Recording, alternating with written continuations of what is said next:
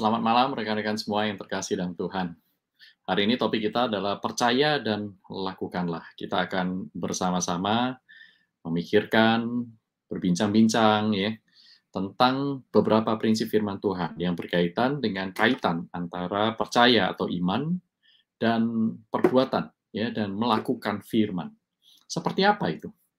Dalam kehidupan kita sehari-hari, kita melihat adalah yang kita lihat adalah banyak orang yang mengaku percaya, tetapi kok kelakuannya tidak seperti orang percaya.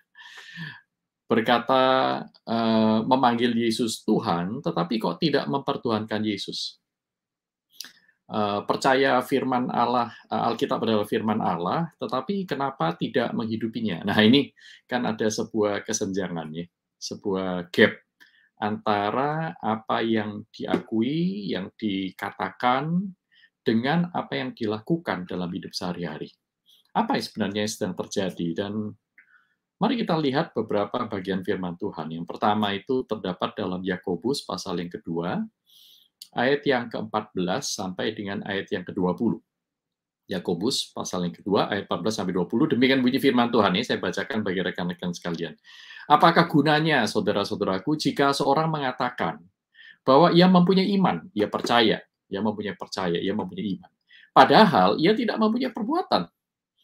Dapatkah iman itu menyelamatkan dia? Jika seorang saudara atau saudari tidak mempunyai pakaian dan kekurangan makanan sehari-hari, dan seorang di antara kamu berkata, selamat jalan, kenakanlah kain panas, dan makanlah sampai kenyang, tetapi ia tidak memberikan kepadanya apa yang perlu bagi tubuh orang itu. Apakah gunanya itu? Apakah gunanya mengaku beriman kepada Tuhan yang mengasihi manusia? Pada saat kita itu tidak mengasihi sesama manusia, tidak melakukan apa-apa, hanya ngomong aja. Ya. Nah, kemudian ayat 17 selanjutnya ya. Demikian juga halnya dengan iman, katanya. Jika iman itu tidak disertai perbuatan, maka iman itu pada hakikatnya adalah mati. Tetapi mungkin ada orang berkata, padamu ada iman dan padaku ada perbuatan. Jadi dalam pikiran Yakobus ini ada orang yang memisahkan antara iman dan perbuatan. Ya sudah, kamu beriman aja, aku berbuat saja. Ya. Maka aku akan menjawab dia, kata Yakobus. Tunjukkanlah kepadaku imanmu itu tanpa perbuatan, dan aku akan menunjukkan kepadamu imanku dari perbuatan-perbuatanku. Engkau percaya bahwa hanya ada satu Allah saja, itu baik. Tetapi setan-setan pun juga percaya akan hal itu, dan mereka gemetar. Hai manusia yang bebal, maukah engkau mengakui sekarang bahwa iman tanpa perbuatan adalah iman yang kosong? Wah, jelas sekali ya dalam surat Yakobus ini ya, bahwa prinsip pertama, bahwa iman yang menyelamatkan atau iman yang sejati, iman yang adalah anugerah Tuhan, seperti terdapat dalam Efesus pasal 2, ya, ayat 8 dan 9, kita diselamatkan oleh iman, ya, iman yang adalah anugerah Tuhan itu bukan iman yang kosong menurut Yakobus. Ada iman yang kosong, tetapi ada yang iman yang sejati. Bagaimana membuktikan iman itu kosong atau yang sejati? Nah, Yakobus berkata bahwa iman tanpa perbuatan itu iman yang kosong.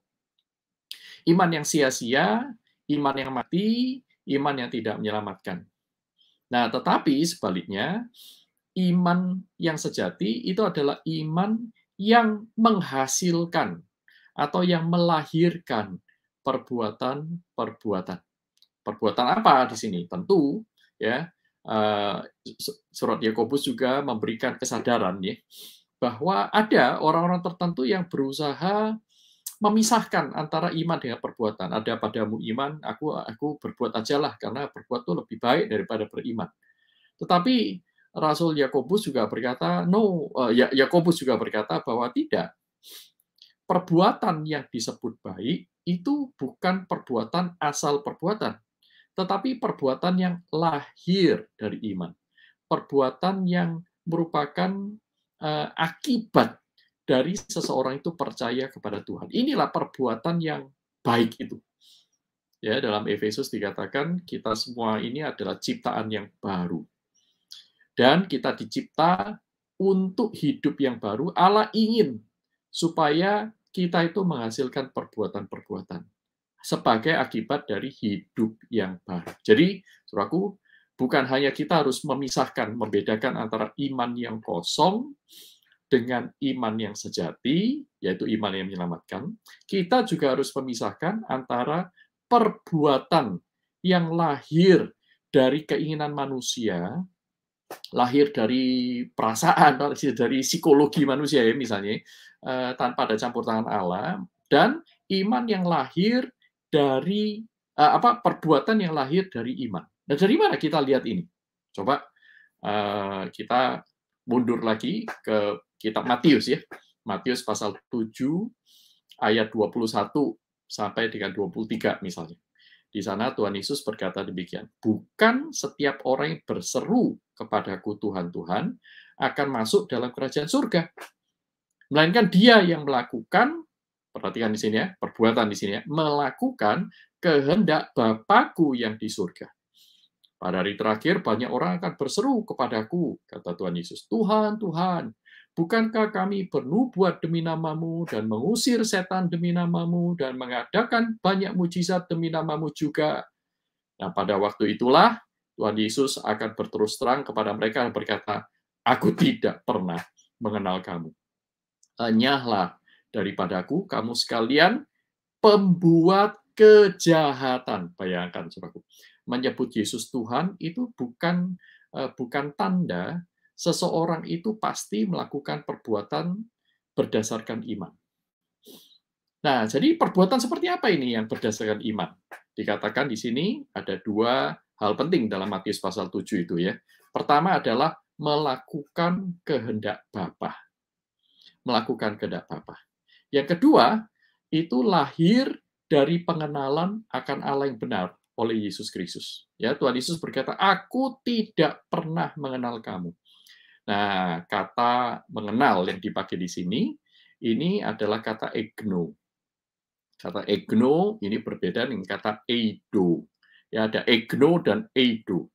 Mengenal, mengetahui, ya, kalau dalam bahasa Indonesia seolah-olah mirip ya, tetapi dalam bahasa Yunani itu berbeda, Saudara.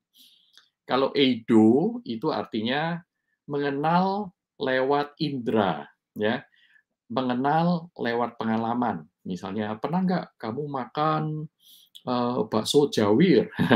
Atau pernah nggak kamu makan sate rusa? Begitu ya. Pernah nggak? Kamu tahu nggak rasanya bagaimana? Aku tahu. Nah, kata aku tahu ini menggunakan eido. Artinya apa?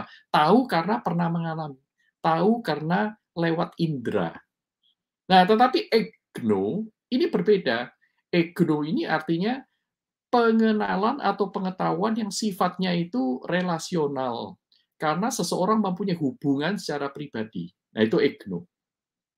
Nah, tentu di sini tidak bisa kita katakan, oh Tuhan Yesus itu tidak eido kita. Tuhan Yesus tidak tahu kita. Nah, ini jelas salah. Ya. Karena apa? Karena Tuhan itu maha tahu. Ya. Nah, yang dimaksud dengan Tuhan Yesus, aku tidak pernah mengenal kamu, bukan artinya Tuhan Yesus tidak tahu namanya siapa, orang ini melakukan apa, bukan. Tetapi yang dimaksud Tuhan Yesus adalah, kamu tidak punya relasi dengan aku tidak punya relasi dengan kamu. Artinya apa? Ini bukan orang beriman, sekalipun terlihat oleh manusia yang lain sebagai orang yang beragama. Dia bisa bernubuat, mengusir setan, mengadakan banyak mujizat, ya kan? Seperti itu. Mereka terlihat mengikut Yesus, menyebut Yesus Tuhan, tetapi tidak pernah ada relasi dengan Tuhan Yesus. Relasi kalaupun ada, itu hanya sifatnya itu imajinatif. Tidak mempunyai relasi pribadi yang sungguh dengan Tuhan, karena pada dasarnya dia tidak beriman. Dia tidak percaya Yesus itu Tuhan, tidak pernah mempertuhankan Yesus, sekalipun dia hidup beragama. Nah, menarik sekali di sini. Jadi, perbuatan yang lahir dari iman, itu adalah perbuatan yang dihasilkan dari relasi pribadi dengan Yesus Kristus, yaitu betul-betul menjadikan Yesus itu Tuhan, bukan cuma di suara, bukan cuma di pengakuan, tetapi sampai pada kelakuan yang lahir dari jiwa atau dari hati, roh yang diperbarui oleh Tuhan, dilahir barukan. Ya, menyebut Allah itu sebagai Bapa, kita itu menempatkan diri sebagai anak-anak Allah, seperti itu ya. Nah, yang kedua adalah orang yang dibawa oleh Kristus, mempunyai pengenalan akan Kristus ini adalah orang yang diadopsi oleh Allah Bapa, menjadi anak-anak Allah, diperlengkapi dengan Allah Roh Kudus, jadi katakanlah mempunyai persekutuan dengan Allah Tritunggal. Nah, ini orang yang diselamatkan. Orang yang beriman sungguh-sungguh ini orang yang diselamatkan. Nah, ketika orang ini memiliki persekutuan dengan Allah Tritunggal, Allah Bapa, Allah Anak, dan Allah Roh Kudus, ya, diselamatkan, maka mereka akan memunculkan atau memiliki hidup yang diubahkan. Terlihat dari mana? Dari perbuatan-perbuatannya yang merupakan hasil dari kehidupan di dalam iman itu. Jadi kalau dia berdoa, dia tidak berdoa seperti orang biasa berdoa. Nah, di dalam bagian yang lain, ya khotbah di bukit misalnya, Tuhan Yesus berkata, kamu jangan bertele-tele, berdoa yang seperti orang yang tidak mengenal Allah, kata Tuhan Yesus ya. Jadi artinya bahwa ada orang-orang itu yang berdoa, tapi bukan karena mereka mengenal Allah. Tetapi kamu, murid-muridku ini, engkau jangan berdoa seperti orang yang tidak mengenal Allah. Melainkan berdoalah seperti orang yang mengenal Allah. Ya. Orang yang tidak mengenal Allah itu berpikir seperti apa? Ya, karena doanya banyak, maka pasti dikabulkan. Nah, tidak seperti itu. Orang yang mengenal Allah itu justru tidak menggunakan kata-kata yang bertele-tele, seolah-olah Allah itu bisa dipersuade, bisa dibujuk dengan keindahan maupun panjangnya doa yang dinaikkan. Atau bukan hanya dalam hal doa ya, Tuhan, aku sudah melayani Engkau dengan rajin loh. Aku sudah 10 tahun menjadi majelis. Ya, tolong Tuhan, kabulkan doaku. Aku ingin ya memiliki mobil mewah itu. Aku ingin disembuhkan. Nah, saudaraku, saya tidak berkata bahwa kita tidak boleh meminta apapun kepada Tuhan. Ya, meminta mobil, saya pikir boleh-boleh, sah-sah saja. Tetapi meminta dikabulkan itu adalah tanda tidak percaya justru. Kalau orang beriman berdoa kepada Tuhan, itu akan meneladani Tuhan Yesus. Bapa, jikalau mungkin cawan ini lalu daripadaku, tetapi bukan kehendakku yang jadi, melainkan kehendak-Mu. Makananku ialah melakukan kehendak Bapa di surga. Nah, saudaraku, orang-orang beriman ini berdoa berbeda dengan orang yang tidak beriman. Mereka melayani dengan sikap yang berbeda dengan orang yang tidak melayani. Orang yang tidak mengenal Tuhan, mereka menggunakan uang dengan cara yang berbeda dari orang yang tidak mengenal Allah. Mereka menggunakan waktu senggangnya, mereka menggunakan akal pikirannya, mereka merencanakan segala sesuatu berbeda dari orang yang tidak mengenal Allah. Karena apa? Allah ada di dalam dirinya. Dia ada di dalam Allah. Ya, Kristus, Roh Kudus, Allah Bapa, di dalam persekutuan yang indah, di dalam relasi dengan Allah Tritunggal ini, pasti akan mengubah hidup seseorang. Nah, jadi ketika kita percaya sekarang ya, kita berkata, percaya dan lakukanlah. Saudara, ada beberapa komponen yang kita pikirkan. Pertama, sudahkah kita memiliki percaya yang sejati, iman yang sejati? Iman yang sejati ini adalah anugerah Allah, dan iman yang sejati akan membuahkan ya sikap hidup yang berbeda, yang manifestasinya, wujudnya itu adalah perbuatan-perbuatan yang lahir dari ketaatan kepada firman. Cara baca Alkitabnya berbeda, bukan hanya asal baca. Saat teduhnya juga beda, karena sekarang orang beriman ini memiliki kasih kepada Allah. Nah, Bapak, Ibu, Saudara-saudari sekalian yang terkasih dalam Tuhan, biarlah beberapa prinsip firman Tuhan yang kita baca dan kita renungkan ini, yang baru saja dijelaskan dengan singkat, ini boleh menjadi cermin buat kita. Mari kita melakukan refleksi. Sudahkah iman kita ini iman yang sejati? Yang kedua, sudahkah kita melakukan firman sebagai buah dari iman kita?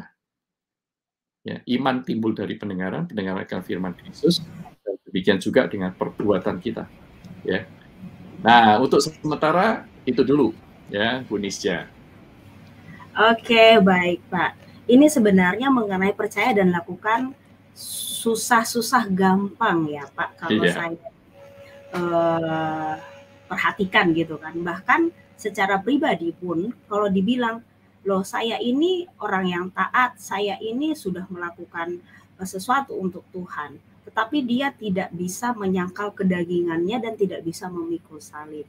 Dan mungkin ada sedikit pencerahan mungkin ya Pak, bagaimana orang percaya itu bisa menyangkal dirinya, tapi dia juga sanggup untuk melakukan kehendak, yaitu memikul salib Kristus.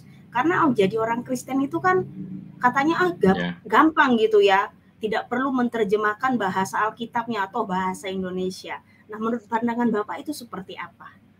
Oke, baik. Ini menarik sekali ya. Jadi, saya ingin menegaskan tadi yang pertama ya, bahwa ada iman yang cuma di kata-kata, ada iman yang sejati.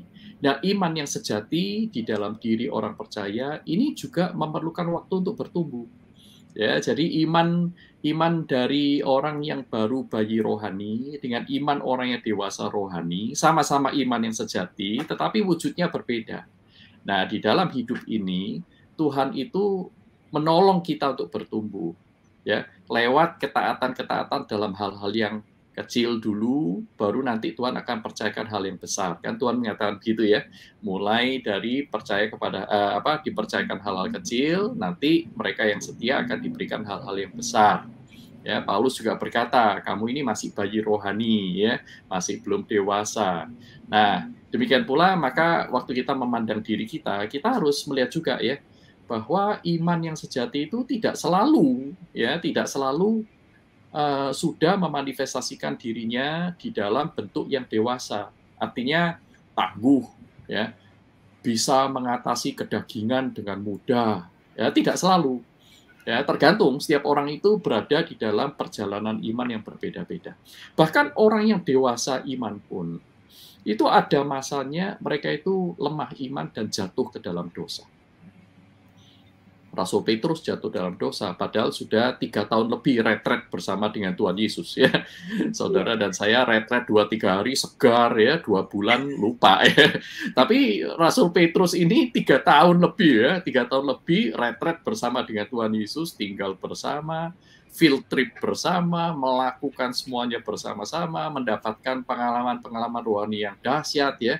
Melihat Tuhan Yesus mengalami transfigurasi, berjalan di atas air, melihat bagaimana roti itu digandakan, tapi toh masih menyangkal Yesus, dan bersama dengan murid-murid yang lain, itu mengikuti nafsu kedagingan, dan mereka berdebat, siapa di antara kita yang paling besar, ya, seperti itu. Padahal mereka ini rasul-rasul, ya, rasul-rasul. Termasuk juga Petrus di dalam Kisah Para Rasul juga jatuh dalam dosa sampai ditegur oleh Paulus ya. Masih ingat ya kisah-kisah itu. Paulus pun juga seperti itu. Jadi selama di dunia ini tidak ada satu orang pun di dunia ini yang sempurna. Kita itu berada di dalam proses pertumbuhan. Nah, tetapi ada pertumbuhan yang baik, ada pertumbuhan yang terhambat. Nah, kita perlu menyadari hal ini.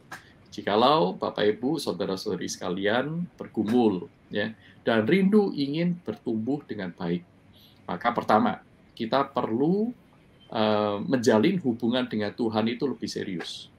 Bukan asal baca, bukan asal doa, dan bukan asal pergi ke gedung gereja. Tetapi betul-betul menggereja. Ya, pergi ke gedung gereja dengan menggereja itu dua hal berbeda. Yaitu memiliki hidup yang berkomunitas, itu maksud saya, hidup menggereja sebagai gereja bersama dengan anggota-anggota tubuh Kristus yang lain, ya. Seperti yang dikatakan di dalam Paulus dalam Kolose 3 ayat 16 dan seterusnya itu ya. Paulus berkata, hendaklah perkataan Kristus diam dengan segala kekayaannya di antara kamu, sehingga kamu itu satu dengan yang lain saling menegur, memuji Allah, ya, menyanyikan mazmur, lagu pujian, rohani, sehingga kamu itu bisa memuliakan Tuhan di dalam perkataan dan perbuatan. Nah, jadi bagaimana kita bertumbuh? Pertama, sumbernya adalah firman. Orientasinya adalah Kristus. Dalam Efesus itu dikatakan bahwa semua anggota tubuh bertumbuh dalam segala hal ke arah Dia, Kristus, yang adalah kepala. Ya, kita itu merasa, loh, tapi saya ini sudah melayani, ya. Saudara, seperti yang tadi saya katakan dalam Matius 7, Tuhan Yesus berkata, tidak semua orang yang melayani itu melayani sungguh-sungguh. Kadang-kadang melayani itu hanya menyibukkan diri. Ada orang melayani untuk mendapatkan kesenangan. Terlihat berkorban, tapi sebenarnya dia yang disenangkan. Dia mendapatkan penghargaan misalnya. Ya, daripada nganggur di rumah, cuci-cuci piring, lebih baik ikut kebaktian doa. Jadi terlihat seolah-olah dari orang-orang lain melihat dia itu rohani, tetapi sebenarnya dia sedang melarikan diri dari tanggung jawab yang Tuhan berikan kepadanya, yaitu untuk merawat keluarganya, memuridkan anak-anaknya misalnya. Tuhan dia tidak mau seperti itu, dia pilih yang dia mau. Ini Jeff Van der Stelt ya, seorang misiolog dan dia seorang church planter ya.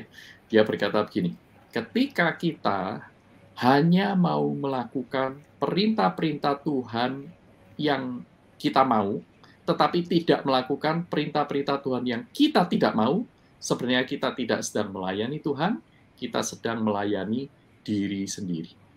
Nah, kita harus hati-hati di sini. Sehingga melayani tidak boleh asal melayani, beraktivitas hidup juga tidak boleh asal hidup ya. Apalagi hidup seperti orang yang tidak mengenal Allah. Dalam 1 Yohanes pasal 4, ya, Rasul Yohanes berkata, barang siapa mengaku percaya berada di dalam dia, dalam Kristus, ia wajib hidup sama seperti Kristus telah hidup. Ya, wujud nyatanya adalah mengasihi Allah dan mengasihi sesama di dalam relasi yang sehat. Ya, mungkin itu sedikit jawaban dari saya, Nisca ya. Semoga Iya, cukup menjawab ya. Jelas. Wah, lumayan jelas, Pak. Jelas ya, belum terlalu jelas ya. Oh iya. Dan di sini ada mungkin yang pemirsa ada yang ingin mengetahui cara untuk mengukur iman. Ini pertanyaan dari Teresia Tiarma. Ya, mungkin dia penasaran, Pak. Iman itu bisa diukur atau tidak, gitu. Oke. Menarik ya. Well, di satu sisi ya, di Alkitab itu dikatakan ada orang yang bayi rohani, ada orang yang dewasa rohani, ada orang yang masih bisanya itu minum susu, makanan lunak, ada orang yang dikatakan oleh Paulus itu sudah bisa makan makanan keras ya. Nah, jadi tampaknya memang iman itu mengalami perjalanan dan ada pasang surut. Ya, ada orang yang dewasa iman, ada orang yang masih anak-anak imannya ya. Tetapi pertanyaan berikutnya adalah apakah kita itu bisa mengukur? Nah, masalahnya iman itu sangat berkaitan dengan relasi seseorang dengan Tuhan. Nah, relasi seseorang dengan Tuhan itu kan terdapat di dalam batin manusia. Ya, nah, kalau berada dalam batin manusia, maka sebenarnya kita tidak mempunyai alat ukur untuk mengukur batin. Nah, tetapi apakah betul-betul kita itu clueless ya, tidak punya petunjuk sama sekali? Enggak juga ya, bisa diukur sekalipun hasilnya tidak bisa terlalu definitif, tidak bisa terlalu dipastikan. Yaitu kita mengukurnya lewat apa? Mengukur lewat apa yang tampak dalam hidup sehari-hari. Ya, apa yang tampak dalam hidup sehari-hari. Nah, apa yang tampak dalam hidup sehari-hari ini kan multitafsir ya, multitafsir. Seperti tadi saya katakan, Tuhan Yesus saja ya, mengatakan bahwa ada orang yang mengusir setan, melakukan mujizat, ya, melakukan pelayanan, menyebut Yesus Tuhan, tapi itu justru bukan orang Kristen, bukan orang yang beriman percaya. Nah, lalu bagaimana? Bagaimana kita bisa mengukur orang lain ya? Jadi, saudaraku, bagi saya secara pribadi ya, alat ukur itu mungkin berguna bagi diri kita pribadi. Kalaupun ada alat ukur itu akan berguna untuk kita pribadi, tetapi tidak dianjurkan untuk menghakimi orang lain. Nah, kalau sekarang, oke, saya mau mengukur diri saya. Nah, ini ada beberapa alat ukur. Ada beberapa yang cukup terkenal, misalnya Stages of Faith, ya, Stages of Faith-nya James Fowler, ya, yang sering disebut oleh Pendeta Yakobus Susabda. Ada juga banyak alat ukur yang lain. Stages of Faith ini memberikan ada 6 level gitu ya.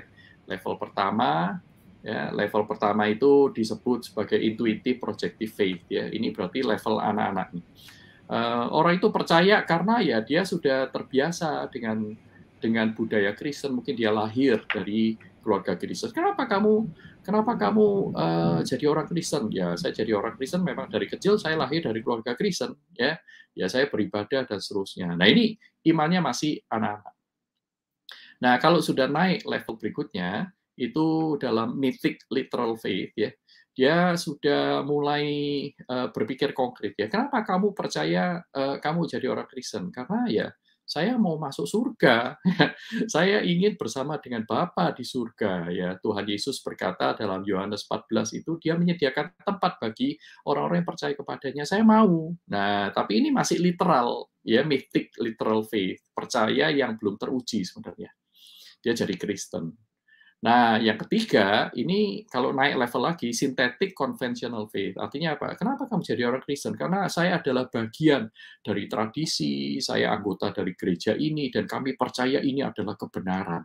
Jadi, skopnya itu sudah mulai lebih luas ya. Skopnya mulai lebih luas pada gereja, pada para pemimpin. Aku percaya bahwa yang dikatakan oleh pendeta ini benar ya. Maka saya percaya, saya beriman ya.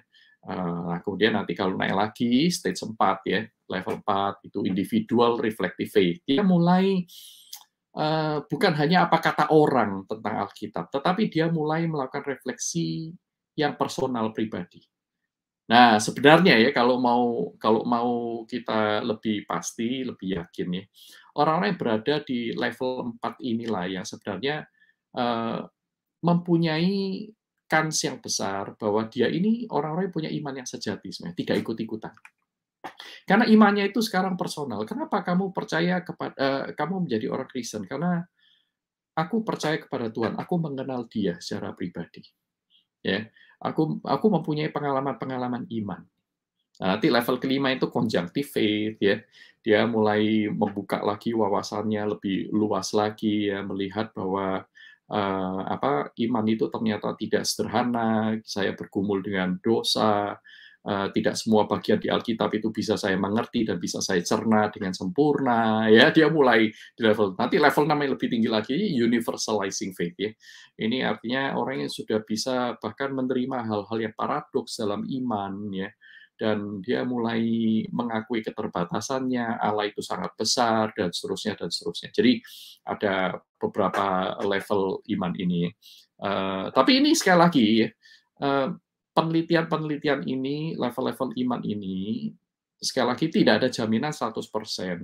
Karena manusia melihat apa yang terlihat oleh mata, Allah melihat apa yang ada dalam hati. Itulah sebabnya bagi saya yang pertama-tama itu yang paling penting adalah apakah kita itu punya iman yang sejati, itu lebih dulu. Baru yang kedua, apakah iman kita bertumbuh. Dari mana pertumbuhnya? Yang sederhana ya, kalau kita, wah, Pak, 6 level terlalu berat ya, terlalu susah, ngapalinnya aja susah gitu ya. Tuhan Yesus berkata dalam Matius pasal 7 itu ya, bagaimana membedakan nabi-nabi palsu itu dari buahnya. Nah, kau bisa mengetahui pohonnya itu dari buahnya. Nah, dari buahnya ini seperti apa? Ya, buah iman, yaitu perbuatan-perbuatan yang lahir dari iman. Nah, Tuhan Yesus berkata misalnya dalam Yohanes pasal 10 ini. Ini sebuah kisah yang menarik ya, ayat 24 berkata, banyak orang Yahudi mengelilingi dia dan berkata kepadanya, berapa lama lagi engkau membiarkan kami hidup dalam kebimbangan? Jikalau engkau Mesias, katakanlah terus terang kepada kami. Yesus menjawab mereka, aku telah mengatakannya kepada kamu, tetapi kamu tidak percaya. Pekerjaan-pekerjaan yang kulakukan dalam nama Bapakku, itu juga memberi kesaksian tentang aku. Tetapi kamu tidak percaya, karena kamu tidak termasuk domba-dombaku. Perhatikan ayat 27 dan 28 ini. Domba-dombaku mendengarkan suaraku, dan aku mengenal mereka, dan mereka mengikut aku. Ya, perhatikan di sini ya. Aku mengenal mereka, berarti memiliki relasi dengan Tuhan, ya, terlepas dari imannya anak-anak atau dewasa. Yang kedua, domba-dombaku mendengarkan suaraku. Artinya bisa mempunyai hubungan dengan firman, mengenali suara Tuhan yang mempunyai hubungan pribadi dengan dia, ya, dan kemudian mereka mewujud nyatakan dengan mengikut Yesus, dan mereka mengikut aku. Kalau Tuhan berkata, ampunilah sesamamu yang berdosa terhadap engkau, dia akan belajar mengampuni. Sekalipun sulit, sekalipun kadang-kadang jatuh, tapi dia akan belajar. Dan dia akan mempersembahkan pada Tuhan, Tuhan sekalipun sulit, aku mau belajar. Berikan aku kekuatan-Mu. Tolong Roh Kudus, beri aku pimpinan. Misalnya seperti itu. Kalau Tuhan mengatakan, misalnya Mazmur 1, berbahagialah orang yang kesukaannya adalah Taurat Tuhan, merenungkannya siang dan malam. Dia akan berjuang ya untuk menyediakan waktu, menyediakan hati, tidak asal-asalan, ya bersaat teduh dengan cinta kepada Tuhan, bukan untuk mengisi absensi. Ada orang-orang itu bersaat teduh karena absensi. Wah, karena saya harus lapor kepada pemimpinku ya, pada pembina pengurus ini ya. Kalau aku sudah saat teduh atau enggak, ya kan enggak enak ya. Bohong juga hati tidak tenang ya. Jangan-jangan nanti kualat ya kan. Nah, ada orang itu saat teduh untuk menghindari kualat. Waduh, kalau kecelakaan tuh ya kan. Aku kecelakaan, keserempet mobil karena tadi pagi aku udah saat teduh. Nah ini, jadi motivasi itu bukan karena relasi yang personal, tetapi karena sesuatu yang mitos. Sesuatu yang dikait-kaitkan yang sebenarnya tidak rasional. Nah itu banyak orang-orang seperti itu. Nah jadi mari kita melihat diri kita, apakah hidup kita ini berubah? Kalau Tuhan berkata, apapun yang kamu lakukan, lakukan dengan segenap hatimu seperti untuk Tuhan. Ya. Nah, mulai dari apa? Lakukan apa? Segala sesuatu. Oke. Kalau bekerja bagaimana? Oke. Sekarang bekerja jangan untuk uang. Bekerja untuk menjadi berkat bagi sesama. Sikapnya bagaimana? Sikapnya berarti rajin. Ya, bertanggung jawab. Kalau tidak dihargai bagaimana? Loh, kita bekerja untuk Tuhan kok mintanya penghargaan manusia. Nah, kalau kita bersandarkan bekerja untuk penghargaan manusia, ketika penghargaan manusia tidak kita dapat, performa kita menurun. Nah, ini berarti kita tidak untuk Tuhan. Ya. Tuhan berkata, kasihilah sesamamu. Ya, khususnya keluarga yang ada di dekat. Apakah kita betul-betul mengasihi? Apakah kita meluangkan waktu untuk anak kita, pasangan kita, untuk orang tua kita, mendoakan mereka, melayani mereka, bersama-sama nyapu, bersama-sama ngepel, nyuci baju, dan seterusnya. Atau sebenarnya itu cuma ngomong kosong. Ya, oh aku percaya Tuhan. Tuhan bilang mengasihi, kita nggak ngikut, kita nggak mau dengar. Nah, ya, jadi mulai dari hal-hal kecil. Nanti Tuhan akan singkapkan hal-hal yang besar. Saya itu membayangkan begini nih, saya. Kalau misalnya setiap khotbah minggu itu dilakukan, bukan hanya didengar atau dihafal. Berarti paling enggak 1 tahun ada 52 perubahan hidup yang akan dialami oleh anak-anak Tuhan, murid-murid Yesus yang sejati. 52 perubahan itu dahsyat tuh. Luar biasa itu. Orang akan melihat, kok kamu berubah sekarang? Kok kamu berbeda dari dulu? Kok sekarang kamu tidak ngomong kotor? Kok sekarang kamu sopan? Kok sekarang kamu penuh dengan belas kasihan kepada orang-orang miskin? Mestinya kan itu yang terjadi. Itu namanya kita bertumbuh. Tetapi, kalau dari 10 tahun yang lalu sampai sekarang, kita tidak merasa ada perubahan yang signifikan di perasaan kita kepada Tuhan, perasaan kita kepada sesama, pikiran kita kepada Tuhan, pikiran kepada sesama itu kualitasnya tidak berubah. Nah, saudara dan saya mungkin ini saatnya untuk kembali menempatkan diri sebagai murid Kristus. Mendengarkan Sang Guru, percaya kepadanya, dan mengikut Dia. Itu aja dari saya, Misya. Baik Pak, ini sangat menarik sekali, namun melihat waktu kita terus berjalan menuju malam, mungkin itu merupakan tadi pertanyaan terakhir dari Kak Teresia. Kak Teresia, udah dijawab ya, begitu panjang dan detail, nanti Kak Teresia coba ulas kembali. Dan mungkin di akhir ini boleh Bapak berikan kesimpulan dengan pembahasan kita malam hari ini, nanti Bapak tutup kita di dalam doa. Saudara, orang yang mengenal Allah akan jatuh cinta kepadanya, akan mengasihi Allah. Dan orang yang mengasihi Allah akan percaya kepada Allah yang mengasihinya. Sehingga orang yang percaya ini, mereka akan melakukan apa yang Tuhan perintahkan. Karena apa? Karena yang Tuhan perintahkan adalah hal-hal yang baik. Untuk kebaikan kita, bukan untuk mencelakakan kita, bukan untuk membuat kita hidup lebih sulit. Nah, orang yang percaya kepada Tuhan akan melakukan firman. Nah, orang yang melakukan firman akan mengalami perubahan dan pertumbuhan iman dalam hidupnya. Orang-orang inilah yang suatu saat akan Tuhan pakai untuk menggoncangkan dunia, untuk mengasihi sesama di sekitarnya, untuk menjadi garam di tengah kehambaran hidup ini, untuk menjadi terang di tengah dunia yang gelap. Pertanyaannya sekarang adalah, apakah saudara puas dengan hidup Anda? Tuhan menawarkan kehidupan yang bernilai kekal, yang akan menjadi garam dan terang dunia. Kalau Anda tidak puas, Anda mau hari ini digerakkan oleh Tuhan untuk mengalami perubahan, mari mulai dengan baby steps. Datang kepada Tuhan di dalam doa, mulai menyediakan waktu, memelihara komitmen, membaca firman, dan menjaga relasi, meningkatkan relasi dengan Tuhan dalam firman dan doa, dan juga mempersembahkan hidup kita sehari-hari sebagai persembahan yang hidup, yang kudus, dan yang berkenan. Nah, mulai dari sana, dan kiranya Tuhan memberkati kita semua.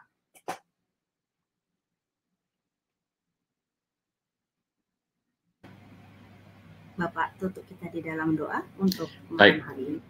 Mari kita akan bersama-sama menghadap Tuhan dan berdoa. Tuhan, kami bersyukur karena Engkau adalah Allah yang mengasihi kami. Allah yang ingin supaya kami tidak hidup di dalam kefanaan, tetapi memiliki hidup kekal, yaitu ketika kami percaya kepada Tuhan Yesus Kristus.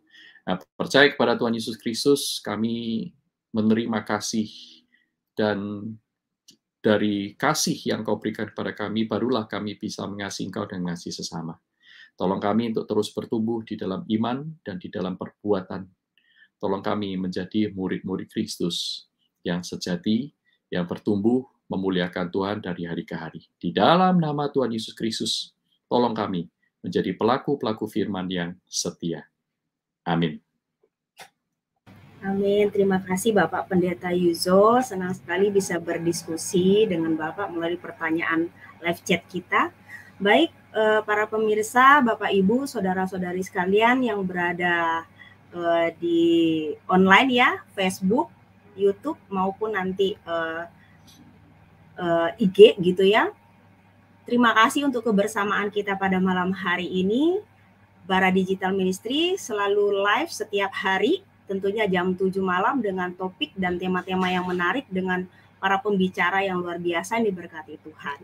Dan sampai jumpa untuk topik-topik berikutnya bersama saya, Miss Jamendrova. Shalom. Shalom.